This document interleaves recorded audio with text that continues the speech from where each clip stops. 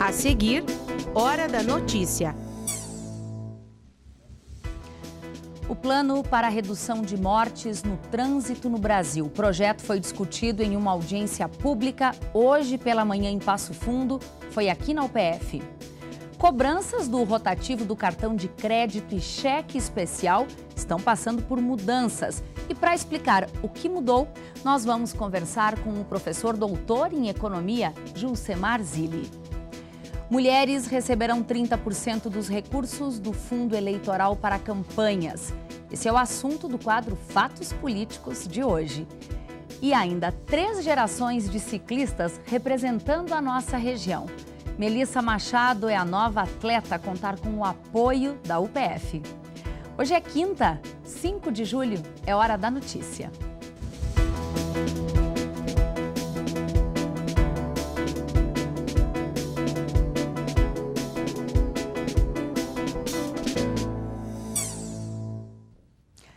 Por dia, morrem no Brasil 140 pessoas vítimas do trânsito. Isso dá mais de 40 mil mortes por ano. São mais de 50 bilhões de reais gastos em hospitais, remédios, indenizações. Aqui na UPF, uma audiência pública debateu alternativas para combater esses índices. O encontro faz parte do Plano Nacional de Redução de Mortes e Lesões no Trânsito. Um estudo feito recentemente pelo Detran do Rio Grande do Sul apontou: morrem muito mais homens no trânsito que mulheres. Isso vale para condutores de veículos, motociclistas e pedestres. Colisão frontal é a principal causa, chega a quase 50% das mortes.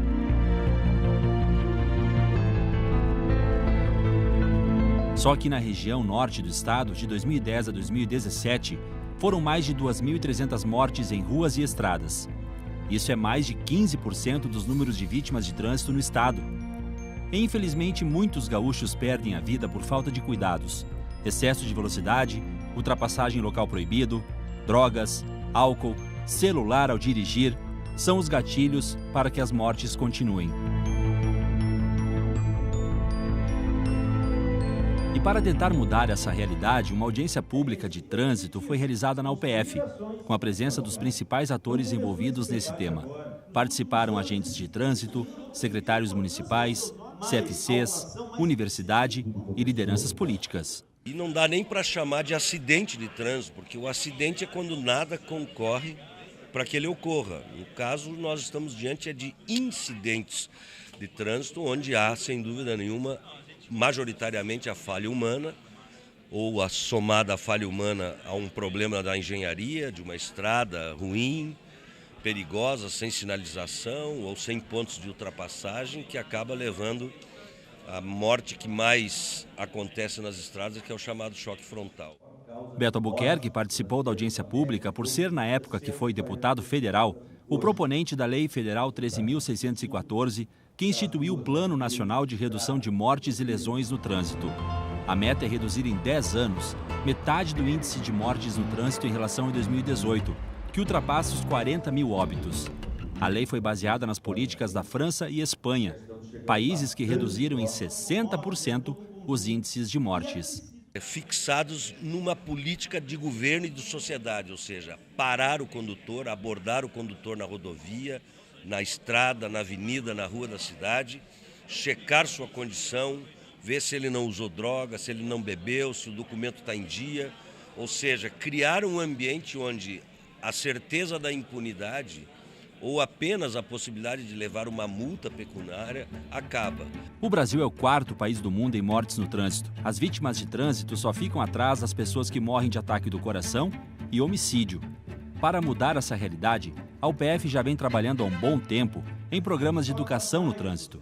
É a Universidade Educadora, com o projeto Circulando Cidadania. A questão do trânsito é uma questão intersetorial, uma questão que envolve saúde pública, uma questão que envolve segurança, uma questão que envolve educação e que, portanto, tem essa natureza interdisciplinar, né, e interinstitucional. Então, a universidade, por intermédio da extensão, por intermédio da pesquisa e do próprio ensino, é uma grande parceira de todas essas iniciativas e é assim que se constrói uma política pública. E amanhã aqui na UPF acontece o ato de autorização para a licitação de elaboração do projeto técnico da pavimentação da BR-153, a Transbrasiliana, no trecho entre Passo Fundo e Erechim. Será então às 9 horas da manhã no auditório da Biblioteca Central da UPF. E essa foi uma conquista aí de uma mobilização do Comitê Pró-Conclusão da Obra da BR-153, protagonizado pela UPF e pelos Coredes Produção e Norte. As linhas de crédito mais caras do país, rotativo do cartão de crédito e cheque especial, estão passando por mudanças. Em abril do ano passado, o Banco Central mudou o rotativo do cartão para tentar acabar com a famosa bola de neve. Agora, desde 1º de julho, passaram a valer novas regras para o cheque especial. Bom, para nos ajudar a entender o que de fato mudou com o cheque especial, nós convidamos um professor aqui da UPF que é doutor em economia, Julcemar Zilli, sempre muito bem-vindo ao UPF TV. Obrigada, professor Julcemar, e a gente quer começar sabendo o que basicamente mudou na regra do cheque especial. Bom, a principal delas é o fato de que, a partir do momento que o cliente do banco utilizar mais ou atingir mais de 15% do limite do cheque especial, o banco, durante 30 dias, né, o banco vai ser obrigado a oferecer uma linha de crédito especial com taxas mais baixas, exatamente para que esse cliente possa pagar o limite do cheque especial e voltar a ficar com o seu limite totalmente utilizável. Uma espécie de financiamento desta dívida. Exato. A ideia que veio por meio da Federação dos Bancos é você diminuir o juro do cheque especial, que hoje é em torno de entre 10% a 12% ao mês, para uma taxa em torno de 1,5%, 2% ao mês, mas especificamente para o limite do cheque especial. Vamos trazer um exemplo, professor? Uma pessoa que tem R$1.000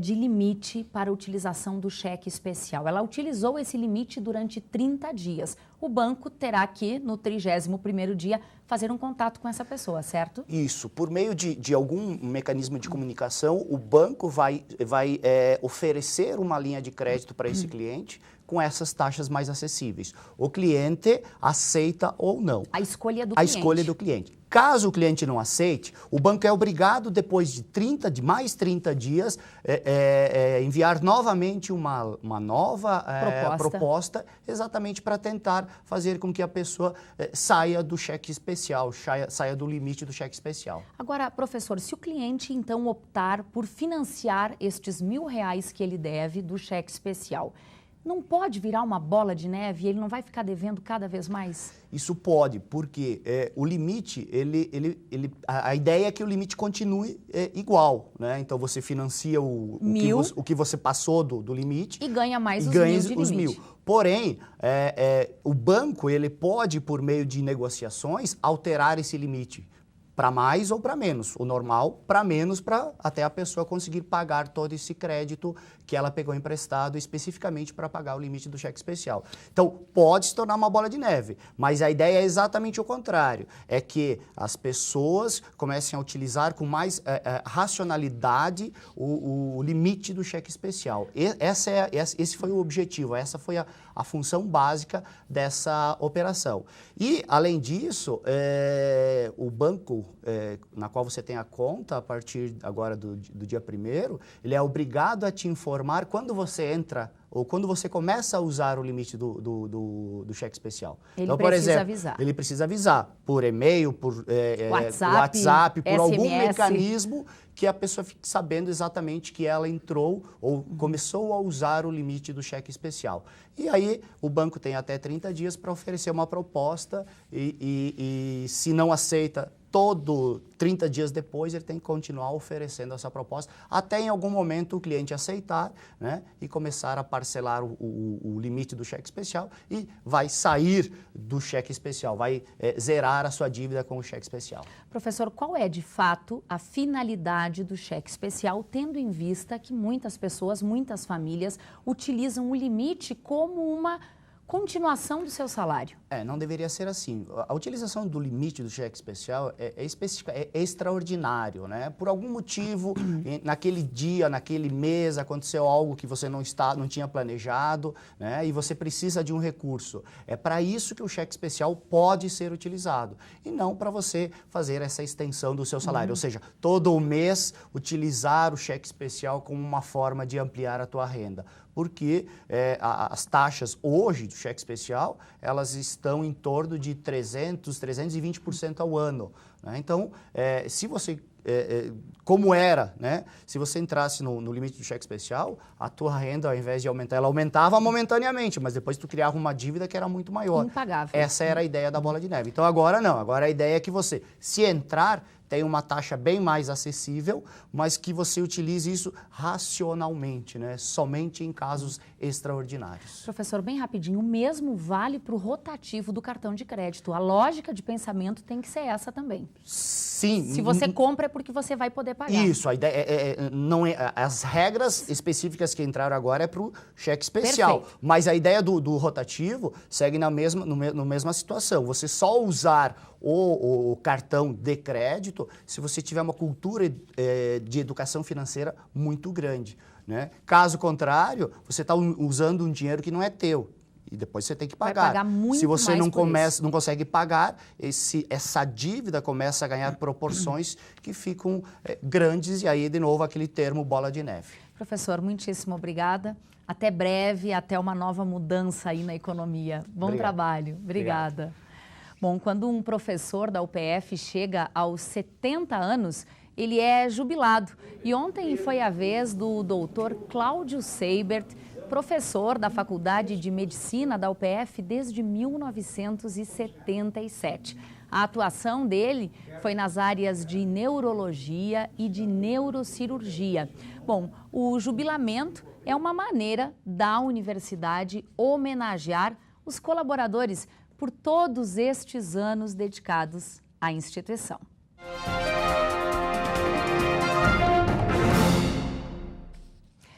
E agora nós vamos conversar sobre política com a jornalista Zulmara Colucci. Zulmara. Pois olha, Thaís, a eleição deste ano tem um ingrediente a mais para incentivar as mulheres a se candidatar. Além de apertar o cerco contra candidaturas laranja, somente para cumprir a cota estabelecida em lei, a Justiça Eleitoral assegurou em julgamento recente que os partidos políticos deverão reservar 30% dos recursos do fundo eleitoral para financiar candidaturas femininas. Os ministros do TSE entenderam que o mesmo percentual deve ser considerado em relação ao tempo destinado à propaganda eleitoral gratuita no rádio e na TV. Na hipótese de o percentual de candidatura ser superior ao mínimo de 30%, o repasse dos recursos do fundo e a distribuição do tempo de propaganda devem ocorrer na mesma proporção. Os recursos destinados pela Justiça Eleitoral às campanhas de mulheres devem ser usados no interesse delas. A decisão unânime veio em resposta à consulta formulada por um grupo de 14 parlamentares, 8 senadoras e 6 deputadas federais. Elas indagaram se a parcela de financiamento destinada a campanhas femininas e o tempo de rádio e TV deveriam seguir o mesmo mínimo de 30% previsto nas chamadas cotas de gênero. A decisão do TSE se alinha a outra decisão, e que foi anterior a esta e recente, do Supremo Tribunal Federal. Uma grande conquista para mulheres e uma dor de cabeça para os partidos políticos, que terão de cumprir essa determinação à risca, sob pena de responsabilização. Resumindo, os partidos devem ter 30% de cotas de mulheres, destinar 30% dos recursos do fundo eleitoral e garantir 30% de espaço para as campanhas femininas na TV e no rádio. Foi um avanço, mas a igualdade absoluta pressupõe 50%. Obrigada, Zulmara. Bom trabalho. Até a semana que vem. Obrigada. Bom, depois do intervalo, a gente vai ver avô, filha e neta que representam a nossa região no ciclismo. Nós já voltamos.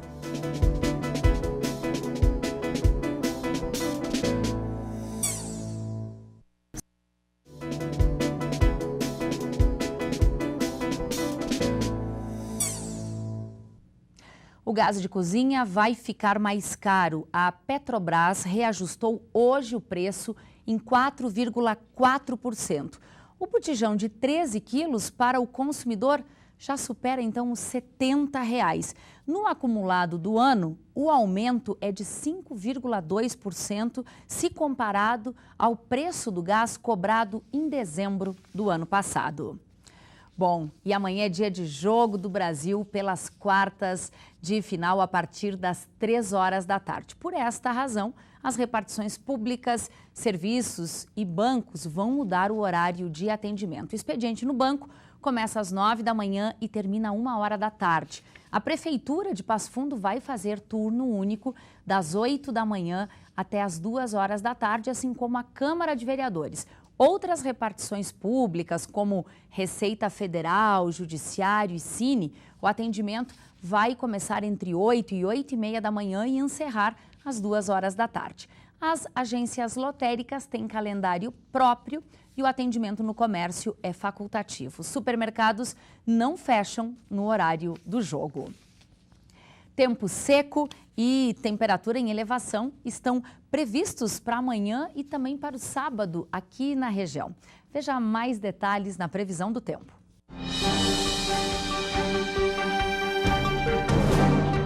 Previsão de uma sexta-feira com bastante sol em Passo Fundo e poucas nuvens. Mínima de 16, máxima de 21 graus. O sábado será de bastante nuvens em Passo Fundo e não tem previsão de chuva. A mínima fica na casa dos 15 graus e a máxima chega a 23.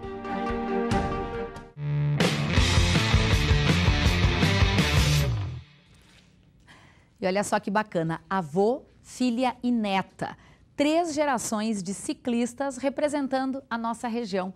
A UPF agora tem uma nova atleta em seu portfólio, a ciclista Melissa Machado. A assinatura do convênio foi num encontro ontem, onde também foram renovados os apoios aos ciclistas Ricardo Machado, Luana Machado e Ismael Vanin Giasson.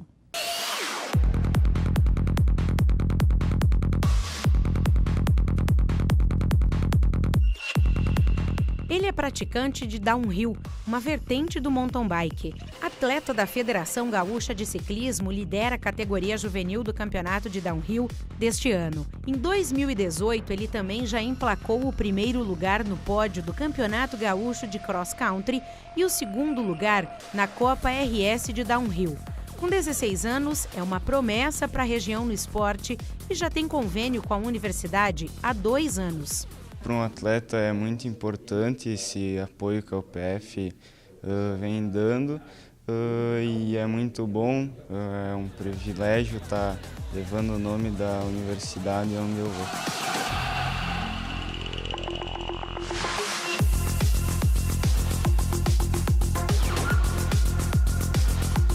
Já para essa família, a história com a UPF começou há 19 anos e a parceria iniciou com Ricardo Machado. O ciclista coleciona títulos nesse período. Entre os principais estão o bicampeonato pan-americano e o hexacampeonato cross-country olímpico. E este apoio da universidade, que para mim, no caso, completando 19 anos agora, é uma grande alegria, né? Atingimos a maioridade, já estamos indo além. E passamos por muitas dificuldades, a universidade sempre esteve ao nosso lado, conquistas internacionais, momento de derrotas, de quebra de bicicleta, né? Sempre ao nosso lado. Então, é uma grande alegria. E a paixão passou para a filha Luana Machado. Há 12 anos, ela também conta com o apoio da universidade. A jovem, que desde criança treina com o pai, tem no currículo, além do título de pentacampeã brasileira, provas internacionais no Canadá e na Bolívia. E agora voltando nas ultramaratonas, que são provas a partir de 700, 600 quilômetros de maratona. Fico muito feliz, né, em estar com a UPF mais esse ano. É um apoio que a gente precisa, né, dar uma motivação a mais. A gente sempre leva a UPF para onde a gente vai, ela sempre está junto conosco. E o que temos agora é agradecer. Só que a história dessa família não para por aí. já está na 3ª geração. Agora, quem passa a integrar o time da família Machado é a neta do Ricardo e sobrinha da Luana, Melissa. A jovem tem 12 anos e treina desde os 4 com a família. A partir deste ano, ela passa a integrar a Confederação Brasileira de Ciclismo e já desponta como promessa. Isso ajuda no futuro de muita gente a divulgar ao PF e ajuda a nós também a saber que a gente tem alguém para confiar em nós, saber que em todos os momentos a UPF vai estar com nós. Então, uma evolução que, para mim, é uma grande alegria, né? Ver a filha, neta, competindo. E eu noto que em outros países, de repente, a 3ª, a 4ª geração é que vai atingir o auge, né?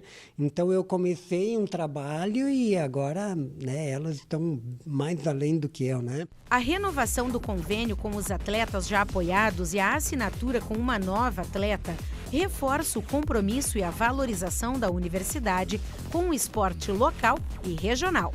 Nós sempre tivemos esta visão de que a universidade poderia, sim, apoiar os atletas com aquilo que tem de melhor, com a sua infraestrutura, com o apoio logístico nas questões próprias dos atletas, na sua formação, quer seja na área da nutrição ou, quem sabe, da preparação física. Isso faz parte da nossa atividade e é o que nós temos oferecido a eles. Agregamos também a possibilidade de virem aqui frequentar os nossos cursos mediante bolsas, ou seja, é a maneira como a universidade pode apoiar esses atletas que têm nos dado tantas alegrias. Hoje a gente fica por aqui. A gente volta então amanhã ao vivo, ao 12h30, lembrando que as reprises são à noite, às 7h30 e às 10h30. Obrigada pela sua companhia e até amanhã.